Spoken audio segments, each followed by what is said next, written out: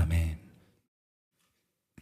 오늘 본문 말씀을 가지고 야곱의 고백 속에 배어있는 겸손의 은혜, 이런 제목으로 하나님 말씀을 나누겠습니다.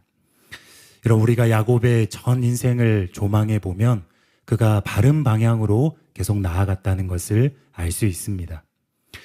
야곱이 어릴 때에는 자기중심적이었습니다. 그는 형의 장자권을 빼앗고 이삭의 축복을 가로챘습니다. 아마 속으로 나는 차자이지만 다른 차자들과는 같지 않다. 장자의 명분을 누릴 자격이 있다. 그렇게 생각했던 것 같습니다. 그러나 그 후에 야곱이 베델에서 살아계신 하나님을 대면했을 때에는 하나님 두렵습니다. 죄인인 제가 하나님을 대면하여 두렵습니다. 그의 고백이 이렇게 바뀌었습니다. 마지막으로 오늘 본문의 브니엘에서는 야곱이 이런 놀라운 고백을 합니다. 새 번역으로 10절을 다시 보겠습니다. 주님께서 주님의 종에게 베푸신 이 모든 은총과 온갖 진실을 이 종은 감히 받을 자격이 없습니다. 제가 이 요단강을 건널 때에는 가진 것이라고는 지팡이 하나뿐이었습니다만 이제 저는 이처럼 두 물이나 이루었습니다.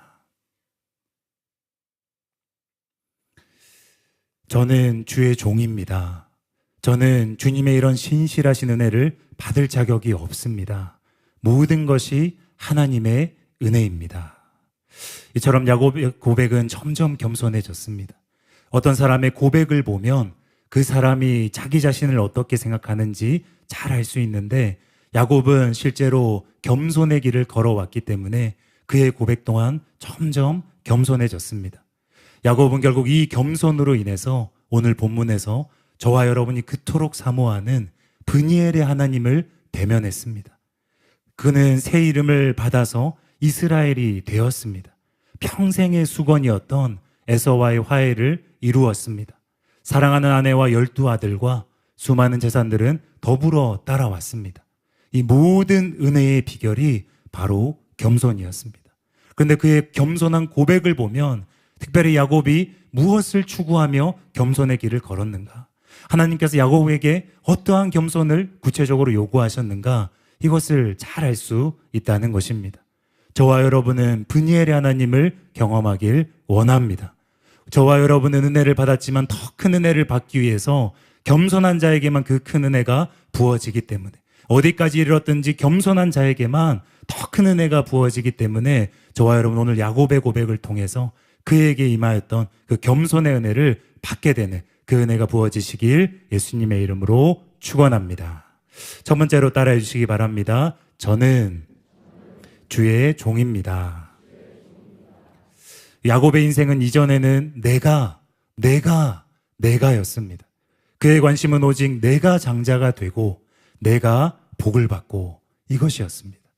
그러나 원하던 장자의 축복은 받았지만 이에 분노한 형을, 자신을 죽이려는 그 형을 피해야 했어요. 그래서 가족도 다 버리고 홀홀단신으로 광야에 던져졌습니다. 여러분, 이때 야곱의 마음이 심히 가난했을 것입니다. 수렵 생활이 익숙하지 않았던, 집안의 생활이 익숙했던 그 야곱에게 광야라는 곳은 너무나 두렵고 떨리는 곳이었을 것입니다. 그런데 이때 야곱의 마음이 가난해지자 그때 비로소 하나님께서 야곱에게 임하십니다. 야곱은 베델에서 하나님을 대면하고 나자 그제야 이기심의 잠에서, 자기 중심의 그 삶에서 깨어난 듯이 이렇게 고백합니다. 창세기 28장 16, 17절입니다. 야곱이 잠이 깨어 이르되 여호와께서 과연 여기 계시거늘 내가 알지 못하였도다. 이에 두려워하여 이르되 두렵도다 이곳이여 이것은 다름이 아닌 하나님의 집이요 이것은 하늘의 문이로다 하고. 그러므로 여러분, 심령의 가난함이 하나님을 만날 수 있는 비결이라는 것을 깨달으시기 바랍니다. 심령의 가난함이 여러분의 눈이 열려서 함께 하신 하나님을 비로소 발견할 수 있는 비결이라는 것을 깨달으시기 바랍니다. 여러분이 야곱처럼 삶의 위기를 만났다면 다른 것이 아니라 그 일을 여러분의 마음이 가난해지는 것으로 연결하시기 바랍니다. 그럴수록 더 가난하게, 처절하게 하나님을 찾으시기 바랍니다. 그러면 주님을 새로운 차원으로 만나게 될 것이고 여러분의 인생이 완전히 변화되게 될 줄로 믿습니다. 여러분, 베델의 하나님을 만난 뒤로 야곱은요, 하나님을 모시는 종이 되었습니다. 이것이 명백하게 나오진 않지만 그 시점이 이것을 알 수 있는 여러 힌트들이 창세기에 있습니다. 일단 본문에서 야곱은 본인을 이렇게 고백합니다. 다시 본문 10절을 보면요. 나는 주께서 주의 종에게 베푸신, 의뢰하는 말이 아닙니다. 하나님을 진짜 주인으로 모시고 종된 삶을 살았다는 거예요. 여러분, 이것이 야곱의 자기 인식이고 야곱의 첫 번째 고백입니다. 야곱이 왜 겸손해졌을까요? 야곱이 왜 그렇게 놀라운 브니엘의 하나님을 만났을까요? 그는 하나님의 종으로 살았기 때문입니다. 여러분, 겸손해지길 원하신다면 먼저 주의 종이 되시기 바랍니다. 종은 겸손합니다. 왜냐하면 주인을 의식하고 주인을 두려워하며 살아야 되는 존재이기 때문입니다. 좋은 의미로 그렇다는 것입니다. 창세기 28장 20, 21절을 보면요. 야곱이 서원하여 이르되 하나님이 나와 함께 계셔서 내가 가는 이 길에서 나를 지키시고 먹을 떡과 입을 옷을 주시어 내가 평안히 아버지 집으로 돌아오게 하시오면 여호와께서 나의 하나님이 되실 것이요. 야곱이 지금 하나님께 함께 해달라고 요청하고 있는 것입니다. 그리고 다른 구절들을 보시면 알겠지만 하나님께서 실제 이 요청에 응답하셨어요. 그래서 야곱은 주인이신 하나님을 의식하면서 하루하루를 살기 시작했어요. 그 삶이 야곱을 겸손하게 만들었습니다. 여러분, 또 종은 어떤 사람입니까? 주인의 명령에 순종하는 사람이에요. 자기가 원하는 것을 하며 살지 않고 주인이 명한 것을 이루기 위해서 사는 사람입니다. 하나님 야곱에게 말씀하셨습니다. 내 자손을 땅의 티끌과 같이 많게 하리라. 그럼 여러분, 이 일을 이루기 위해서는 아내를 맞이해야 됩니다. 자녀들을 놓아야 됩니다. 그래서 야곱이 어떻게 했습니까? 라반 밑으로 가서 장장 20년을 버팁니다. 그러자 그의 삶에 두 가지 문이 열렸어요. 바로 은혜가 쏟아지는, 야곱의 꿈에서 사닥다리가 하늘 보좌에 연결되는 것이 보여주는 것처럼 은혜가 쏟아지는 하늘 문이 열렸어요. 근데 그 문만 열린 것이 아닙니다. 불의한 삼촌 라반 밑에서 연단의 문이 열려버린 거예요. 그래서 야곱은 이 은혜와 연단 가운데 겸손의 길을 걸어간 것입니다.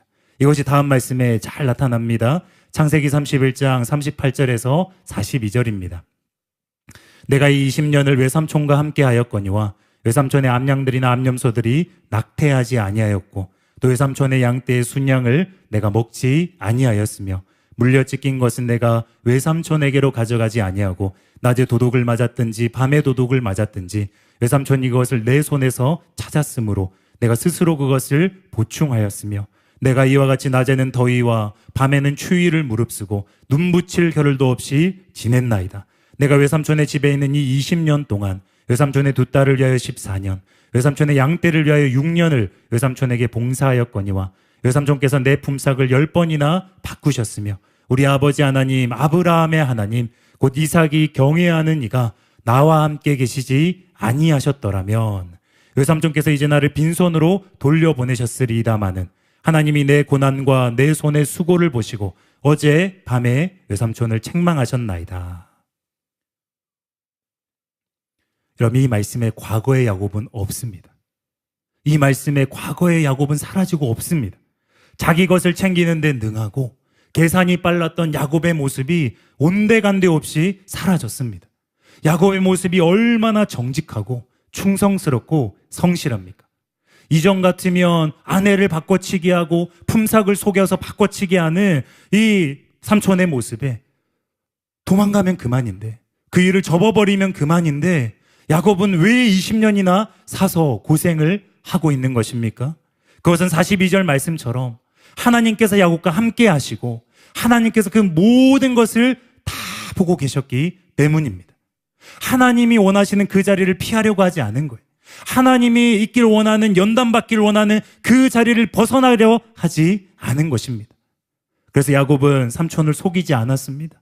오히려 야곱은 정직하게 일했어요. 손해를 다 감수했어요. 부당한 대우를 다 받았습니다. 계속 그 자리를 지키고 연단을 받았습니다. 이 20년의 연단이 야곱을 겸손하게 한 것입니다. 여러분, 연단의 문만 열린 게 아닙니다. 감사하게도 야곱에게는 하늘 문도 열려 있었어요. 야곱이 주의 종이 되었기 때문에 하나님께서는 그때부터 신실하게 그의 서원을 받으시고 야곱을 보살펴 주셨습니다. 자기가 주인 되어 살면요, 우리 힘으로 우리 인생을 책임져야 됩니다. 하지만 주의 종이 되면 주님께서 그 종을 책임져 주시는 것입니다. 그래서 본문 10절에 이런 말씀이 있습니다. 나는 주께서 주의 종에게 베푸신 모든 은총과 모든 진실하심을. 여러분, 이 말씀에 하나님의 진실하심은 에메트라는 단어입니다. 근데 그 뜻이 신실, 성실, 확실함, 이런 뜻입니다.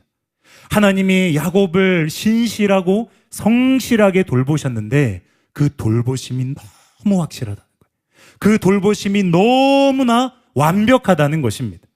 부모도 자기 자녀를 어떻게 하면 실수가 없이, 모자람이 없이, 부족함이 없이 살뜰하게 돌보지 않습니까?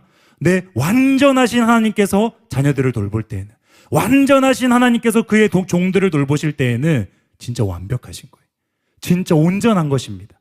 저는 하나님의 이 완벽하신 돌보심이 너무나 사모됩니다. 단적인 예로 방금 인용한 창세기 31장 38절을 다시 보면요, 내가 이 20년을 외삼촌과 함께 하였거니와 외삼촌의 암양들이나 암염소들이 낙태하지 아니하였고. 물론 야곱이 수고했을 것입니다. 노력했을 것입니다. 그런데 이게 되는 일입니까? 20년 동안 단 한 번도 가축이 낙태하지 않았습니다. 성경에 이런 일들이 종종 일어났어요. 마치 광야길을 걷던 이스라엘 백성들이 하나님의 완벽하신 보호하신 가운데 어떤 질병에도 걸리지 않았고, 심지어 그들의 의복도 낡지 않았던 것처럼 하나님께서 돌보시고자 작정하시면 이렇게 제대로 돌보십니다. 하나님께서 지키시고자 작정하시면 이렇게 완벽하게 지키시고 책임지십니다. 여러분, 여러분의 힘으로 사는 삶이 나은 것입니까? 아니면 주의 종이 되어서 주님의 이 완벽하신 돌보심을 받는 것이 나은 삶입니까? 저는 후자를 택할 것입니다. 여러분도 후자를 택하시기 바랍니다. 여러분도 주의 종이 되어서 이런 완벽한 하나님의 돌보심을 받기를 예수님의 이름으로 축원합니다. 여러분, 또 불의한 라반이 야곱의 품삯을 10번이나 바꾸었습니다. 하나님께서 개입하셨어요. 공의롭게 야곱의 재산을 나누어 주셨습니다. 그리고 라반의 꿈에 나타나서는 야곱을 해치지 말라고 친히 경고하셨습니다. 이처럼 하나님이 나의 편을 들어주시고 하나님께서 완벽하게 판결해 주시는 거예요. 여러분, 우리가 우리 인생을 어떻게 책임지고 살겠습니까? 또 우리가 사는 이 세상을 보면 너무나 불의한 세상입니다. 악인들이 가득하고 불공평한 일들이 너무나 많고 거짓이 판치는 세상을 저와 여러분이 살고 있습니다. 근데 내가 주인 되어 살면 아무도 그 일을 책임져 주지 않습니다. 내 노력이 다하는 그곳에서, 내 힘이 끝나는 그곳에서 좌절하게 되어 있는 거예요. 그러나 내가 주님의 종이 되어 살면 어느 누구도 나를 막을 수 없습니다. 어느 누구도 여러분을 막을 수 없습니다. 어느 누구도 여러분의 머리 위에 열린 하늘문을 통하여서 쏟아지고 있는 하나님의 신실하신 그 돌보심을 막을 자가 없습니다. 그래서 여러분, 환난이 있더라 할지라도, 불의한 자들이 여러분에게 손해를 가한다 할지라도, 억울한 일을 당한다 할지라도 그것을 한참을 뛰어넘는, 그것을 넉넉히 뛰어넘는 하나님의 돌보심이 여러분의 삶 가운데 충만하게 임하게 되시길 예수님의 이름으로 축원합니다. 그래서 여러분, 하나님을 경외하는 주의 종이 되어 살기로 결단하시기 바랍니다. 그럴 때 우리의 심령이 겸손해지고 하나님의 놀라우신 은혜가 끊어지지 않고 부어지게 될 줄로 믿습니다. 두 번째로 따라해 주시기 바랍니다. 저는 자격 없는 자입니다. 과거의 야곱은 유복한 환경에서 살면서 마음이 높았습니다. 창세기 25장 31절을 보면요, 야곱이 이르되 형의 장자의 명분을 오늘 내게 팔라. 물론 야곱이 영적인 것을 사모한 것은 좋은 것입니다. 하나님 그걸 보시고 야곱을 택하신 거예요. 그러나 야곱은 분명히 차자였지만 자기가 장자권을 취할 자격이 있다고 생각했습니다. 그도 그럴 것이 야곱가에서는 쌍둥이였어요.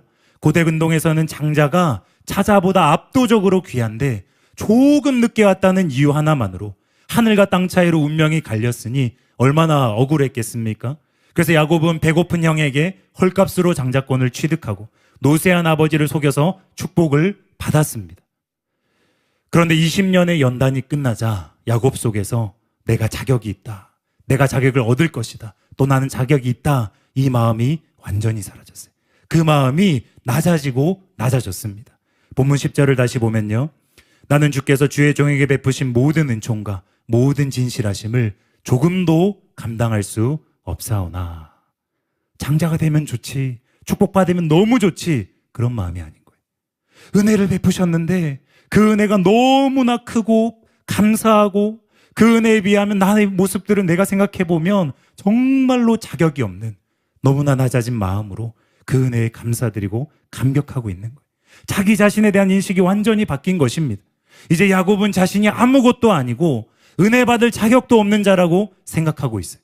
그래서 전적으로 하나님의 은혜에 감사드리고 있는 거예요.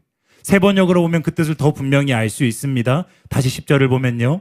주님께서 주님의 종에게 베푸신 이 모든 은총과 온갖 진실을 이 종은 감히 받을 자격이 없습니다. 야곱의 높았던 마음이 낮아지고 겸손해졌습니다. 분명히 자신도 라반 밑에서 밤을 새워가 눈붙일 겨를도 없이 엄청나게 수고했는데 자기에게 무슨 자격이 있어서 가족들과 수많은 재산들을 가지게 된 것이 아니라는 깊은 깨달음이 임했습니다. 여러분, 겸손은요, 마음을 낮추는 것입니다. 은혜를 받고 나면 마음을 낮춰야 되는 거예요. 그건 내가 해야 되는 것입니다.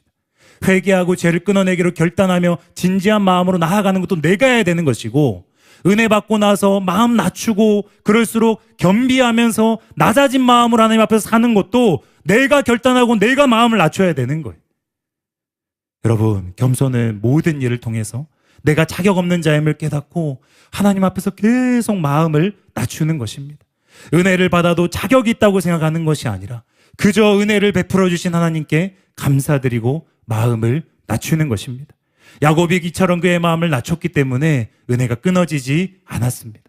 여러분, 하나님은 광야와 같은 인생길을 걸어가면서 결국 저와 여러분이 이 나그네 같은 이 세상을 살면서 우리가 스스로 마음을 낮추시길 원하십니다. 신명기 8장 2절입니다. 내 하나님 여호와께서 이 40년 동안에 내게 광야길을 걷게 하신 것을 기억하라. 이는 너를 낮추시며 너를 시험하사 내 마음이 어떠한지 그 명령을 지키는지 지키지 않는지 알려 하심이라. 이것이 하나님께서 원하시는 겸손입니다. 마음을 낮추는 것입니다.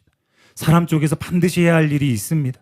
그것은 자기의 마음을 스스로 낮추는 것입니다.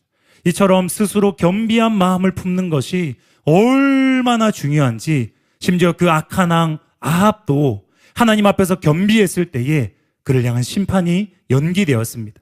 열왕기상 21장 29절입니다.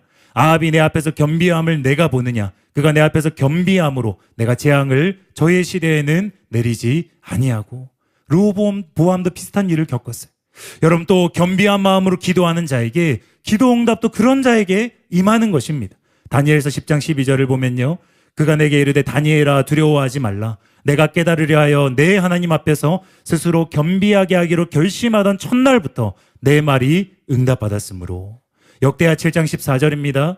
내 이름으로 일컫는 내 백성이 그들의 악한 길에서 떠나 스스로 낮추고 기도하여 내 얼굴을 찾으면 내가 하늘에서 듣고 그들의 죄를 사하고 그들의 땅을 고칠지라. 여러분처럼 스스로 겸비하기로 결심해야 됩니다. 스스로 마음을 낮춰야 됩니다. 특히 은혜를 받고 난 이후에 이 일을 해야 되는 거예요. 세계의 성자 성 프란시스가 가장 탁월했던 것 중에 하나가 바로 이 분야입니다. 사람들이 이해할 수 없을 정도로 당신은 성자가 아닙니까? 당신은 거룩한 하나님이 택하신 성자가 아닙니까? 근데 왜 그렇게 겸손합니까? 왜 그렇게 스스로를 아무것도 아닌 자라고 생각합니까? 그럼 그때마다 성 프란시스가 말하는 거예요. 만약에 내게 임한 이 놀라우신 하나님의 은혜가 다른 사람에게 임했더라면 지금 저의 모습과는 비교도 안 되게 그는 놀랍게 하나님의 사람으로 쓰임받게 될 것이라고. 저는 그 정도로 아무것도 아닌 자이고 부족한 자라고. 늘 마음을 낮추고 한탄을 한 거예요. 어느 누구와도 비교할 수 없는 은혜를 받았지만 은혜를 받을수록 더 자격 없는 자신을 깨닫고 마음을 낮추고 하나님 앞으로 나아간 거예요. 그런데 그것이 성 프란시스를 안전하게 했습니다. 마음이 부풀지 않도록 계속 더 큰 은혜가 부어지도록 도와주었습니다. 여러분, 저는 정말로 마음 낮추길 원하고 정말로 저도 겸손해지고 싶은데 그것이 잘 안 돼서 너무나 힘듭니다. 그런 분들이 계십니까? 그런 분들은 다음 말씀대로 순종해 보시기 바랍니다. 잠언 16장 19절입니다. 겸손한 자와 함께하여 마음을 낮추는 것이 교만한 자와 함께하여 탈취물을 나누는 것보다 나으니라. 이런 겸손한 자들은 표정부터 다릅니다. 걸음걸이부터 다릅니다. 눈빛부터 다릅니다. 하나님을 의식하고 주님께 의식을 집중하고 있고 하나님 앞에서 조심하며 사는 그 행동거지 자체가 하나하나가 다 다릅니다. 겸손한 자들은 말씀 듣는 자세가 다릅니다. 겸손한 자들은 하나님의 은혜를 구하는 그 간절함이 다릅니다. 이것들을 보라는 것입니다. 이런 것들을 가까이에서 보고 도전을 받고 충격을 받고, 아니 나보다 더 훌륭한 사람 같은데, 아니 나보다 영적으로 더 뛰어난 자 같은데 왜 나보다 더 간절하지? 왜 나보다 더 절박하지? 내가 더 절박해야 될 것 같은데, 내가 더 간절해야 될 것 같은데, 그것을 보는 거예요. 여러분, 진리 앞에서의 겸손이 무엇인지 배우기를 원하십니까? 그럼 담임 목사님의 설교를 열심히 들으십시오. 목사님께서 어떤 자세로 말씀의 은혜를 사모하셨는지, 진리를 사모하셨는지 설교를 통해서 그것을 배우십시오. 또 여러분, 치유하시는 하나님 앞에서의 참된 겸손을 배우기를 원하신다면, 너무나 아픈데, 중병에 걸렸는데, 말기암 환자인데 포기하지 않고 사사모에 나와서 간절히 말씀을 듣고 움직이고 앞에서 시키는 대로 다 따라하면서 포기하지 않고 치유를 사모하는 그 환자분들의 갈망을, 그 애쓰시는 모습을 유심히 관찰하십시오. 은혜를 향한 갈망, 하나님의 얼굴을 향한 갈망을 배우시길 원하신다면 이런 집회 때, 특별기도회 때 목사님들이, 안수사역자분들이, 다른 성도님들이 마음을 낮추고 간절히 부르짖고 애통하는 것을 보고 배우십시오. 저는 그런 시간들 청년 때 많이 가졌습니다. 기도 안 되는데 일부러 목사님들 뒤에 앉아 있었어요. 일부러 송선우 전사님 뒤에 앉아 있었어요. 우는 소리 막 들으면서 1시간이고 2시간이고 그냥 그 뒤에 앉아 있었습니다. 그러면서 궁금해하고, 그러면서 그 은혜 사모하고, 그러면서 저에게도 그 통곡이 임하기를, 그 간절함이 임하기를 그렇게 애쓰면서 따라가려고, 닮으려고 애썼습니다. 여러분, 이것이 실제적인 것입니다. 겸손한 자들과 함께 있는 것이 교만한 자들과 함께하여 탈취물을 나누는 것보다 낫다고 그랬어요. 여러분, 영적인 귀한 것들은 사모함으로 얻는 것인데 우리 교회가 얼마나 아름답고 귀한 교회입니까? 겸손한 하나님의 사람들, 겸손한 존귀한 주의 성도들이 얼마나 많이 있습니까? 여러분도 부르심을 받았습니다. 여러분도 사랑하는 교회 교인으로 부르심을 받았고, 여러분도 하나님의 이 놀라운 사명에 동참하도록 부르심을 받았습니다. 이 자리에, 기도의 자리에 앉아 있는 것이 그 증거라는 것을 믿으시기 바랍니다. 오늘 여러분도 겸손케 되는 그 은혜가 부어질 줄로 믿습니다. 간절하게 주님께로 나아가는 그 놀라운 은혜가 오늘 여러분의 심령을 강력하게 강타하게 되기를 예수님의 이름으로 축원합니다. 세 번째로 따라해 주시기 바랍니다. 모든 것이 주님의 은혜입니다. 어디서 많이 듣던 대지들이지요. 근데 야곱이 이런 고백을 했다는 것이 저에게는 신선했습니다. 사도 바울이 아니라, 다윗이 아니라 상대적으로 아브라함이나 이런 하나님의 사람들에 비해서 조금 이렇게 소홀하게 생각하기 쉬운, 근데 야곱이 실제로는 너무나 겸손한 그 고백을 했다는 것, 거기에서 오늘 설교를 착안한 것입니다. 이 야곱의 세 번째 고백이 바로 이것입니다. 야곱은 오늘 브니엘에서요, 지난 20년간의 세월을 생각하면서 그 모든 것이 하나님의 은혜였음을 겸손하게 고백합니다. 세 번역으로 본문 10절을 다시 보면요, 주님께서 주님의 종에게 베푸신 이 모든 은총과 온갖 진실을 이 종은 감히 받을 자격이 없습니다. 제가 이 요단강을 건널 때에는 가진 것이라고는 지팡이 하나뿐이었습니다만 이제 저는 이처럼 두 무리나 이루었습니다. 지팡이밖에 없던 자기가 지금 누리고 있는 모든 것이 하나님의 은혜라는 것입니다. 이것이 야곱의 고백이에요. 그런데 여기서 야곱이 하고 있는 일이 무엇입니까? 그것은 바로 은혜와 자기를 분리하고 있는 것입니다. 예전에 지팡이 하나 들고 요단강을 건너던 자기와 그 이후에 받은 모든 은혜를 분리하고 있는 거예요. 또 꼭 그런 의미로 한 것은 아니겠지만요, 형 에서를 만나기 전에 자기를 제외한 모든 가솔과 재산을 먼저 떠나보내는 야곱의 모습이 저에게는 마치 하나님의 은혜와 자기를 분리하는 모습으로 그려졌습니다. 창세기 32장 22, 24절입니다. 밤에 일어나 두 아내와 두 여종과 11아들을 인도하여 야복나루를 건널세 그들을 인도하여 시내를 건너가게 하며 그의 소유도 건너가게 하고 야곱은 홀로 남았더니. 여러분, 성경에서 가장 처절하고 간절한 장면 중에 하나는 예수님의 겟세마네 동산의 기도입니다. 근데 구약에서 가장 간절하고 처절한 장면을 꼽으라면 저는 이 야복강의 이 씨름, 야곱의 이 야복강 씨름을 꼽고 싶습니다. 여러분, 절체절명의 순간에 다시 만나면 자기를 죽일지도 모르는 자기의 사병 400명을 데리고 오고 있는 에서를 만나기 직전에 야곱은 지금 홀홀단신으로 다시 하나님께로 나아가고 있는 거예요. 야곱의 비장한 모습이 그려지지 않습니까?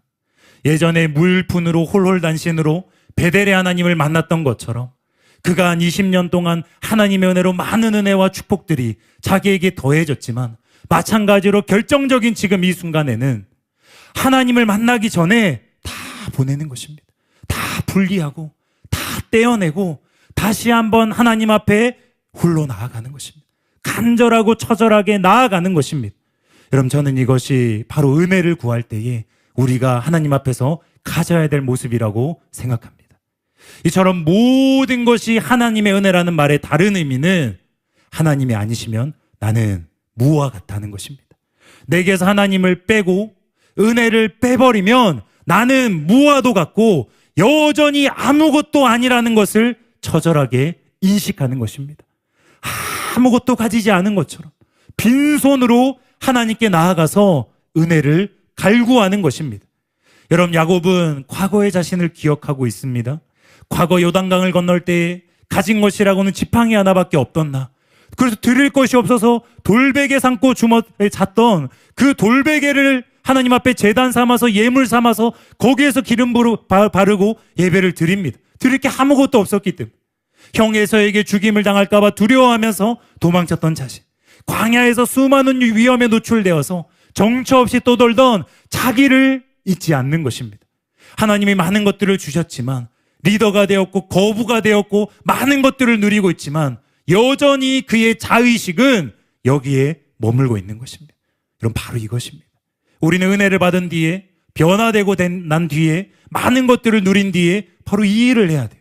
그래야 받은 은혜로 마음이 높아지지 않고 여전히 겸손할 수 있습니다. 바울은 겸손으로 유명한 구절에서 이렇게 말했습니다. 고린도전서 15장 10절입니다. 그러나 내가 나된 것은 하나님의 은혜로 된 것이니 내게 주신 그의 은혜가 헛되지 아니하여 내가 모든 사도보다 더 많이 수고하였으나 내가 한 것이 아니요 오직 나와 함께 하신 하나님의 은혜로다. 여러분, 이처럼 하나님의 은혜와 자기를 철저하게 분리해야 합니다. 이것을 하지 못하면 성공하고 나서 교만해집니다. 복을 받고 나서 교만해집니다. 반대로 자기가 누구인지를 잊지 않고 하나님의 은혜와 자기를 철저하게 분리시키는 만큼 겸손해집니다. 거기에 은혜가 달려있는 거예요. 거기에 오늘 받을 은혜가 달려있는 것입니다. 거기에 오늘 기도할 때의 간절함이 달려있는 것입니다. 담임 목사님께서 이 주제에 대해서 너무나 공감이 되는 실제적인 말씀을 해주셔서 소개해드리길 원합니다. 저는 세계 7대 불가사의 중에 하나가 저라고 생각합니다. 저는 과거 학생 시절, 청년 시절, 목회 초기에 이제는 하나님이 나를 버렸을 거다 수천 번도 넘게 생각했습니다. 그리고 이제는 하나님이 내게 준 꿈대로 나를 사용하시지 않을 거야. 이제 내 인생은 삼류야라고 생각했습니다. 그런데 내가 나를 봐도 아무 쓸모없는 사람인데도 하나님께서는 끈질기게 나를 용서하시고 믿어지지 않을 정도로 또 용서하시고 또 기회를 주셔서 오늘까지 왔습니다. 저는 그것이 너무 신기합니다. 무슨 이런 하나님이 계시나? 어떻게 이렇게 용서하실 수 있나? 어떻게 이렇게 오래 참으실 수 있을까? 여러분, 세계 7대 불가사의 중에 하나는 접니다. 그리고 여러분입니다. 여러분이 살아있다는 것이 불가사의입니다. 누군가가 하나님께 쓰임받는다는 것이 불가사의입니다. 천국에서 하나님께 쓰임받는 천사들은 한 번도 죄를 지은 적이 없고 한 번도 생각으로 범죄한 적이 없고 한 번도 불순종한 적이 없고 그러면서 동시에 어리석지도 않고 지혜롭고 약하지도 않고 강하고 변덕도 안 부리고 뭐 좀 이랬다고 교만해지지도 않고 불꽃처럼 바람처럼 움직이면서 하나님의 명령을 따르며 일하고 있습니다.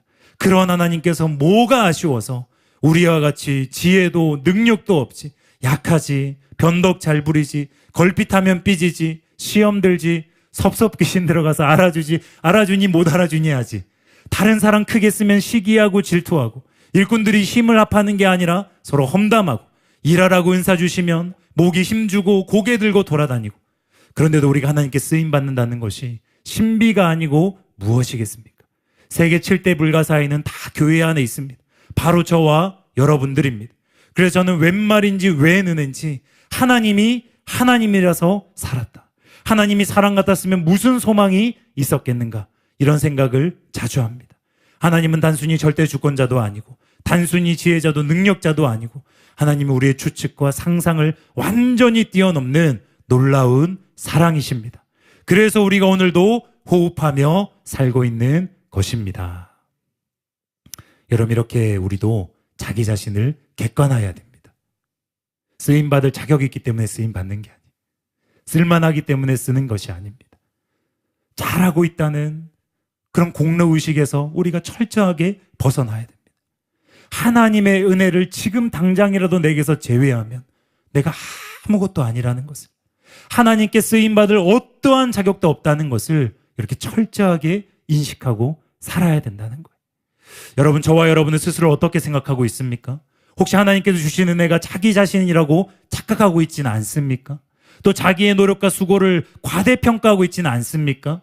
은혜와 자기를 분리해서 생각하지 않으면 반드시 그 사람의 마음이 높아집니다.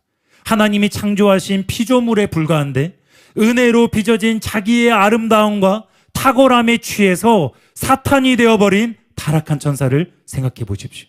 이 일이 얼마나 사활적으로 중요한지를 깨닫게 될 것입니다. 한편 모든 것이 하나님의 은혜임을 깨달으면요, 앞으로의 문제에 대해서도 하나님의 은혜를 철저하게 의지합니다. 나는 여전히 아무것도 아닌 거예요. 은혜와 내가 분리되어 있기 때문에. 나는 아무 능력도 없는 것입니다. 은혜와 내가 분리되어 있기 때문에. 그런데 내 앞에 또다시 어떤 상황이 찾아왔는데 그게 절망적인 거예요. 불가능해 보이는 거예요. 그런데 하나님은 지금까지 수도 없이 그런 상황 가운데에서 여전히 나는 아무것도 아닌데 하나님은 그런 상황 가운데서 기적을 베푸셨고 나를 구원하셨고 은혜를 베푸셨기 때문에 이번에도 불가능을 가능으로 만드시는 그 하나님을 의지하는 것입니다. 그래서 야곱이 이 일을 한 것입니다. 창세기 32장 11절입니다. 내가 주께 간구하오니 내 형의 손에서 에서의 손에서 나를 건져내시옵소서. 여러분, 이것이 신자들의 바른 자세입니다. 이것이 신자들이 살아갈 힘입니다. 지금까지 살아온 모든 것이 은혜임을 깨달은 사람은 지금도 하나님을 의지합니다. 지금도 하나님께 도움을 구합니다. 그런데 지금까지 내가 경험했던 하나님의 그 신실하심은 완벽했어요. 지금껏 내가 경험했던 하나님의 그 구원은 놀라운 구원이었습니다. 그래서 이 은혜를 경험했기 때문에 이 은혜가 임하기만 하면 나는 산다. 나는 산다. 나는 살 수 있다. 나는 이 문제를 해결받을 수 있다. 나는 돌파되고 변화되고 앞으로 나아갈 수 있다. 이걸 경험했기 때문에 더 간절하게, 더 끈질기게 하나님을 붙잡습니다. 그래서 야곱이 이 일을 마지막으로 한 거예요. 누구보다 처절하게 야복강에서 이 은혜의 하나님을 붙잡은 것입니다. 창세기 32장 24, 28절입니다. 야곱은 홀로 남았더니 어떤 사람이 날이 새도록 야곱과 씨름하다가 그가 이르되 내 이름을 다시는 야곱이라 부를 것이 아니요 이스라엘이라 부를 것이니 이는 내가 하나님과 및 사람들과 겨루어 이겼음이니라. 여러분, 이 마지막 구절에 겨루었다라는 말은요, 자기의 힘과 능력을 총동원하여서 여러분 대치한다는 의미입니다. 인간으로서 동원할 수 있는 최선의 노력과 집념을 다 쏟아부어서 하나님을 간절하게 붙잡고 매달리고 갈망한 것입니다. 야곱은 이것을 밤새도록 일을 했어요. 1시간, 2시간이 아닙니다. 밤새도록 일을 한 것입니다. 또 야곱은 눈물로 하나님께 간구했습니다. 호세아 12장 3절 4절입니다. 야곱은 모태에서 그의 영의 발 뒤꿈치를 잡았고 또 힘으로는 하나님과 겨루되 천사와 겨루어 이기고 울었으며 그에게 간구하였으며. 여러분은 야곱은 하나님을 젖먹던 힘을 다해서 다 붙잡으면서 울었습니다. 천사에게 간구했습니다. 여러분, 이처럼 야복강에서 야곱은 죽기 살기로 배수의 진을 문자 그대로 치고 밤새도록 주님을 붙들고 간구했습니다. 은혜 주시지 않으면 저는 죽습니다. 하나님 저를 만나 주시지 않으면 저는 죽습니다. 하나님 저를 살려주시지 않으면 저는 내일 죽습니다. 이 마음으로 나아간 거예요. 이 간절함 때문에 야곱은요, 하나님을 완전히 새로운 차원으로 만났어요. 다른 거 비결 아닙니다. 특별한 비결 없습니다. 겨루는 거예요. 온 힘을 다해서 천국을 침노하듯이 전심전력을 다해서 밤이 새도록 은혜가 부어질 때까지, 하나님을 만날 때까지, 내 심령 가운데 그것이 해결될 때까지 계속 나아가는 것입니다. 이게 유일한 비결이에요. 나를 간절히 찾는 자는 나를 만날 것이니라. 각자의 간절함이 다 다릅니다. 그러나 하나님은 반드시 선명하게 이 구절에서 한 가지를 약속하셨어요. 간절히 찾으면 반드시 나를 만날 것이다. 그럼 될 때까지 하면 되는 거예요. 하나님이 원하시는 그 간절함에 이르기까지 그저 고민하지 말고 생각하지 말고 야곱이 한 것처럼 전심전력하여서 주님을 찾는 것입니다. 그때 야곱은 하나님을 새로운 차원으로 만났어요. 이것이 야곱이 가진 가장 큰 겸손이, 하나님을 간절히 의지하는 자, 울며 간구하며 응답하실 때까지, 해결될 때까지 절대로 하나님을 놓지 않는 자, 절대로 포기하지 않는 사람, 그 사람이 바로 야곱이었어요. 이런 겸손은 한마디로 포기하지 않는 것입니다. 겸손은 간절하게 주님을 끝까지 붙잡는 것입니다. 그러니 여러분, 오늘 밤 하나님을 끝까지 붙잡으시기 바랍니다. 간절하게 애절하게 주님을 붙잡으시기 바랍니다. 그러면 여러분도 구원받게 될 것입니다. 그러면 여러분도 분이의 하나님을 만나게 될 줄로 믿습니다. 결론을 말씀드리겠습니다. 위기의 순간에 야곱이 선택한 것은 또 다른 도망이 아니었어요. 겸손히 주를 의지하는 기도를 드렸습니다. WB 주석에서 이렇게 기록되어 있습니다. 야곱의 기도의 핵심은 하나님께서 그렇게 은혜를 베푸셨사오니 지금 내 영의 손에서 나를 건져 내시옵소서이다. 또 야곱은 하나님께서 자기에게 약속하신 말씀을 상기시켜 드렸어요. 자기의 억지가 아니라는 거예요. 주님이 이렇게 말씀하셨습니다. 그 말씀을 의지하여 기도드린 거예요. 창세기 32장 12절입니다. 주께서 말씀하시기를 내가 반드시 내게 은혜를 베풀어 내 씨로 바다에 셀 수 없는 모래와 같이 많게 하리라. 여러분, 이것은 야곱이 에서에게 죽지 않아야 될 확실한 이유였습니다. 이것은 야곱의 개인의 생산 문제가 아니라 하나님의 약속이 성취되어야 할 문제이기 때문입니다. 그래서 야곱은 이것이 주님의 이름을 상기시켜 드렸어요. 야곱은 주의 종이 되어서 그분의 말씀에 순종하며 살아왔기 때문에 이런 기도를 드릴 수가 있었던 거예요. 이것은 야곱이 하나님 말씀에 순종해서 여기까지 걸어왔기 때문에 드릴 수 있는 기도입니다. 하나님과 아무 상관없이 삶을 살다가, 자기가 자기 주인 되어 삶을 살다가 위기를 맞이했으니 다고다고하는 그런 차원의 기도 아닙니다. 하나님께 속한 종이 되어서 하나님께 연단을 다 받으면서 하나님 말씀하신 명령에 목숨 걸고 순종해서 형 에서를 만나기 위해 돌아왔는데, 그런데 이제 죽을 위기에 처한 거예요. 자기 힘으로 해결할 수 없는 문제를 맞이한 거예요. 그래서 지금 이 시간 하나님께 자신이 주의 종임을, 신실하게 그 길을 걸어왔음을, 주의 명령에 순종하고 있음을, 그래서 이 위기를 겪고 있음을 상기시켜 드리는 것입니다. 이것은 전적으로 하나님의 일입니다. 하나님께서 반드시 책임지시고 해결해야 될 일이 된 것입니다. 그럼 우리가 한번 생각해 보길 원합니다. 사랑하는 교회에 왜 주님께서 지금 브니엘의 하나님으로 임하시고 브니엘의 은혜를 베풀고 계십니까? 우리가 야곱과 같이 주의 종이 되어서 지금까지 걸어왔기 때문입니다. 저는 그렇게 믿습니다. 우리가 주님을 섬기며 지난 20년간을 서울에서 개척한 이후로 걸어왔습니다. 우리는 하나님 주신 종교개혁의 부르심을 이루기 위해서 사소한 어떠한 진리도 타협하지 않고 여기까지 걸어왔어요. 우리는 열방선교의 사명을 이루기 위해서 집요하게 삼중사역을 추구했고, 드디어 하나님의 은혜로 삼중사역이 강력하게 뻗어나가고 있습니다. 그 사이에 갖은 핍박과 방해가 있었지만 그 모든 것을 피하지 않았어요. 간절하게 하나님께 기도하면서 하나님을 의지하며 여기까지 왔습니다. 하나님 나라를 늘 생각하고 계산하지 않고 손해를 다 감수하며 걸어왔습니다. 그러니 여러분 자신을 가지시라는 거예요. 그러니 여러분 담대함을 가지시라는 거예요.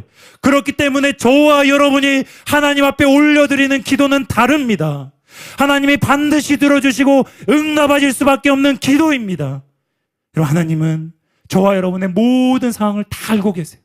여러분이 그 어떠한 피해를, 손해를 다 감수하고 하나님 나라를 위해서 여기까지 나왔는지 다 알고 계십니다. 근데 여러분, 한 가지가 아직 남아있어요.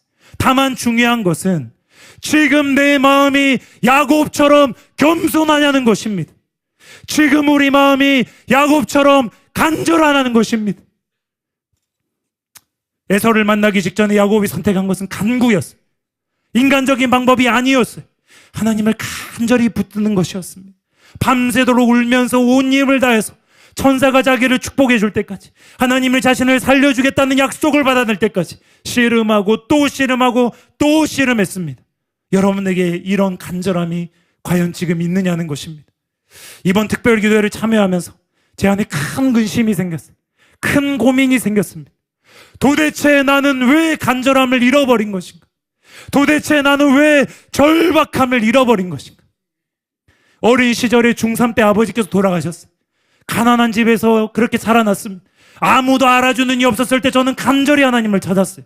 청년 시절에 가진 것이 아무것도 없었고 목이 너무 아파서 3년을 고통스럽게 보냈을 때 사랑하는 교회 와서 하나님을 만나기 위해서 여기에 왔습니다. 하나님 만날 때까지 모든 예배를 빠지지 않고 철야를 빠지지 않고 간절하게 주님을 찾았습니다. 분명히 나도 간절할 때가 있었는데, 분명히 나도 예전에는 주님을 그렇게 간절하게 찾았는데 왜 나는 배고픔을 잃어버린 것인가? 왜 나는 간절한 목마름을 잃어버린 것인가? 다른 기도가 안 나오는 거예요.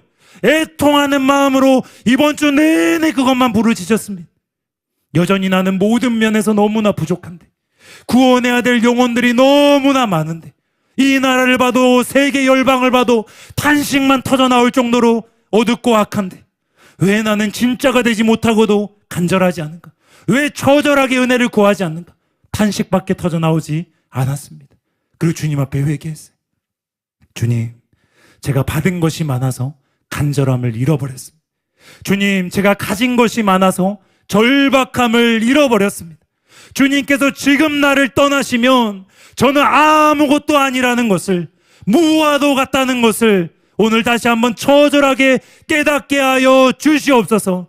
주님의 은혜를 거두시면 나는 지금 당장이라도 사그러질 풀잎과도 같고 안개와도 같은 존재라는 것을 깨닫게 하여 주시옵소서. 지금껏 모든 것이 주님의 은혜였지만 지금까지 받은 은혜가 아무것도 없는 것처럼 빈손으로 홀홀단신으로 천사의 발을 붙들고 밤새도록 매달렸던 그 야곱의 절박함을, 그 야곱의 간절함을 이 시간 우리에게 부어 주시옵소서. 우리가 이 시간 이런 마음을 가지고 주님 앞에 간절하게 기도하며 나아가겠습니다.